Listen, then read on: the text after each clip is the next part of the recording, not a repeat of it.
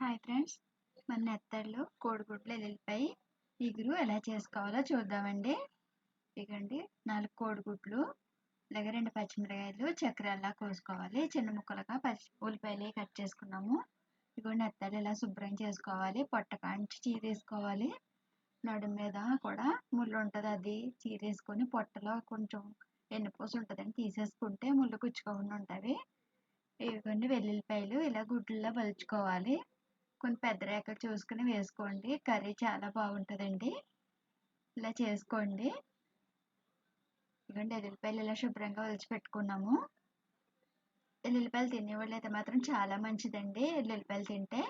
అలాగే పసుపు వేసుకొని ఒకసారి ఆయిల్ పెట్టెక్కాక గుడ్లు తీసుకొని గుడ్లన్నీ వేపేసుకోవాలి. మధ్యలోకి ఇలా నాట్లు పెట్టుకోవాలండి, లేకపోతే మళ్ళీ పేలుతాయి గుడ్లు నాట్లో పెట్టుకోకపోతే. అలా బాగా వేపుకోవాలండి. బాగా వేపుకుని పక్కకి తీసేసుకుందాము.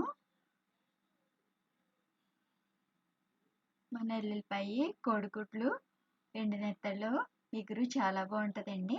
ఈ ఉల్లిపాయలు పచ్చిమిరకాయలు కూడా వేసేసుకుని బాగా ఫ్రై చేసుకుందాము. బాగా ఫ్రై అయ్యే వరకు కూడా మనం అలాగా ఫ్రై చేసుకోవాలి. ఇదిగోండి 2 స్పూన్స్ మన సాల్ట్ పడింది, ఉప్పు వేసుకొని అది కూడా బాగా ఫ్రై చేసుకోవాలి. ఉప్పు వేసాం కాబట్టి ఉల్లిపాయలు కూడా బాగా మెత్తగా మగ్గిపోతాయి. ఇదిగోండి ఎల్లుల్లిపాయలు ఒలిచి పెట్టుకున్నాం కదా, ఎల్లుల్లిపాయలు కూడా వేసుకొని బాగా వేపుకోవాలి. మన ఎల్లుల్లిపాయలు వేసుకొని నెత్తళ్ళు ఇగురు ఉట్టి నెత్తళ్ళు ఎల్లుల్లిపాయలు వేసుకుని వండుకుంటే చాలా బాగుంటుందండి. మనం కోడిగుడ్లు నెత్తళ్ళు ఎల్లుల్లిపాయ ఇగురు చేస్తున్నాము. ఇక నెత్తళ్ళు శుభ్రం చేసి పెట్టుకున్నాం కదా, ఇంత నీట్గా కడుక్కోవాలండి. మన పొట్ట నుంచి చీరేసుకున్న తర్వాత నడుము మీద కూడా ముళ్ళు ఉంటుంది, అది కూడా మనం కోసేసుకోవాలి. పొట్టలోంచి కూడా అంతా క్లీన్ చేసుకొని చేసుకోవాలి. ఇదిగోండి ఇలాగా కొన్ని నిమిషాలు అలాగా మనం వేపుకోవాలి. కొంచెం వాసన ఉంటే పోతుందండి, పచ్చి వాసనలాగా కొంచెం నీసు వాసన ఉంటే పోతుంది. కొన్ని 2 నిమిషాలు మెత్తలు కూడా వేసుకున్నాక వేపుకోవాలి.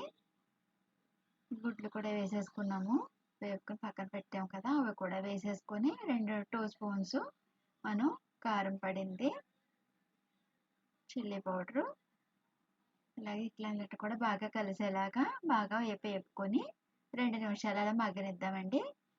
అలా మగ్గాక మనం 1 గ్లాసున్నర వాటర్ పడింది, గ్లాసున్నర వాటర్ వేసేసాము. వేసేసి అంతా బాగా కలుపుకొని అంతా బాగా కలిసేలాగా కలుపుకొని మూత పెట్టేసుకుందాం. 2 నిమిషాల తర్వాత తీసి చూసాము.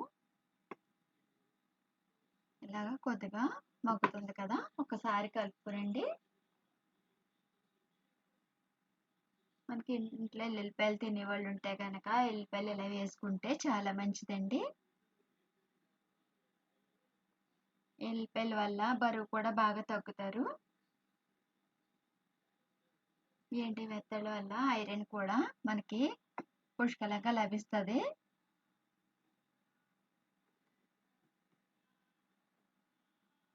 ఇంత చూడండి దగ్గరికి పడిందండి, దగ్గరికి ఎగురుతుంది కదా కర్రీ.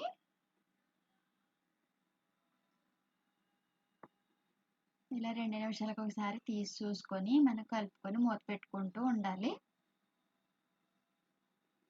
కర్రీ మాత్రం చాలా బాగా కుదిరిందండి.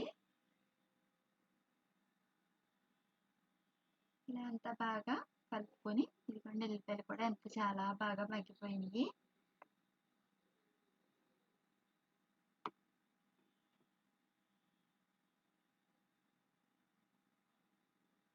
ఎల్లుల్లిపాయలు తినటం వల్ల కూడా చాలా మంచిదండి. నచ్చితే లైక్ చేయండి, సబ్స్క్రైబ్ చేసుకోండి మన ప్రియా ఫుడ్ ఛానల్.